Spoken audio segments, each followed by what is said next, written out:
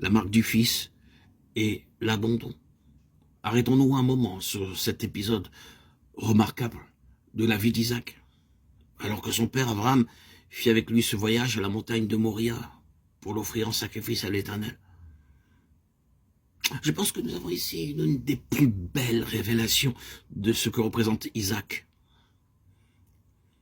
Mon père, voici le feu et le bois, mais où est l'agneau pour l'Holocauste? Mon fils, Dieu se pourvoira lui-même de l'agneau pour l'Holocauste. Genèse 22, 7, 8. Dieu a ses yeux sur Isaac. Isaac est choisi par Dieu. Isaac doit satisfaire Dieu dans cette question. Ce qui est en vue, c'est quelque chose qui soit pour Dieu, pour le plaisir de Dieu, pour la satisfaction de Dieu. Isaac est dans cette ligne. Le moment arrive où Isaac est saisi du fait que c'est lui qui sera l'offrande. Subitement peut-être, ou en chemin, en approchant de l'autel, Abraham lui apprend. Mon fils, l'Éternel a fait de toi l'offrande. Puis, le moment arrive où Isaac doit être lié. Que personne ne pense qu'Isaac était à ce moment-là un petit enfant sans force. Il est devenu un jeune homme. Son père est un homme très âgé. Et, si pour parler naturellement, Isaac avait voulu se rebeller, Abraham aurait été impuissant. Isaac aurait pu très facilement se dégager de son père. Mais nous ne trouvons aucun signe, aucune suggestion de quelque chose de ce genre. Ce jeune homme, dans la force de sa jeunesse, se laisse lier et placer sur cet autel. Et il permet à ce couteau d'être levé et virtuellement plongé dans son corps. Il se laisse immoler, car en ce qui concerne sa volonté, il l'a accepté. Dans son esprit, c'est une chose accomplie. Il n'y a aucune résistance de sa part. Nous devons donc dire qu'en Isaac, nous trouvons bel et bien l'expression du don de soi-même, dans un abandon parfait au plaisir de Dieu. Et ici est l'illustration de l'état de fils. C'est l'état de fils. Tout cela, bien-aimés, frères et sœurs en Christ, auditeurs, auditrices, mes chers abonnés, manifeste une soumission merveilleuse de l'âme ou de la vie personnelle. Une soumission merveilleuse de la vie d'âme, de la vie personnelle, au plaisir de Dieu. Ah, écoutons celui qui l'a dit. Personne ne me l'ôte, mais je la donne de moi-même. Jean 10, 18. Et celui qui avait prononcé ces paroles se tourna ensuite vers ses disciples et leur dit, celui qui aura conservé sa vie d'âme la perdra, et celui qui aura perdu sa vie d'âme à cause de moi la retrouvera. Matthieu 10, 39. C'est Isaac, c'est le fils.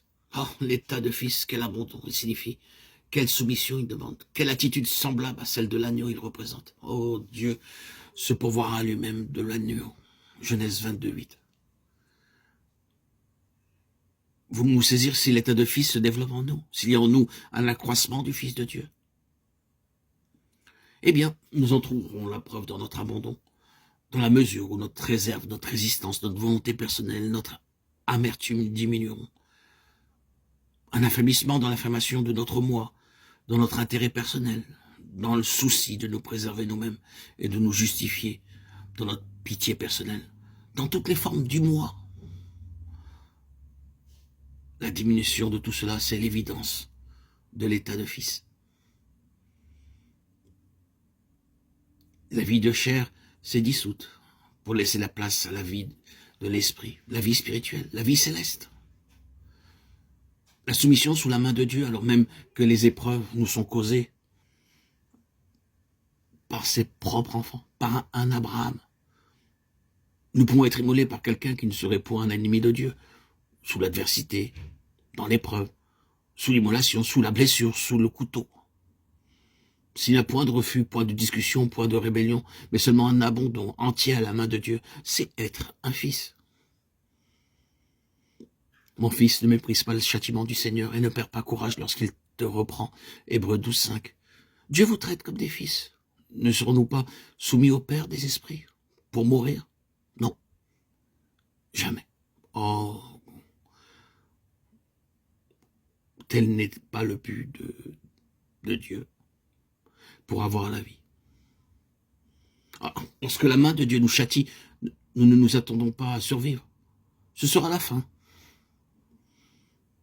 Non la fin, mais la fin pour avoir la vie.